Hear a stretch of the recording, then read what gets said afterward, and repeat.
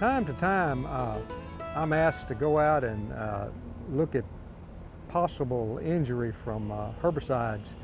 And when you have sycamore trees and the potential damage is from dicamba, then it's pretty easy to tell whether or not the sycamores got a whiff of dicamba.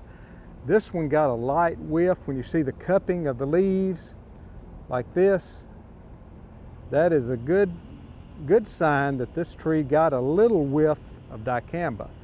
Another indicator is when you look at the turf grass and you see there are absolutely no broadleaf weeds out there. Now, the good news is it's not going to hurt this tree. I mean, the damage shows it's an indicator that the product was used and it got a whiff of it, but this tree will be fine. It'll come back, it'll leave out next year and it'll be fine.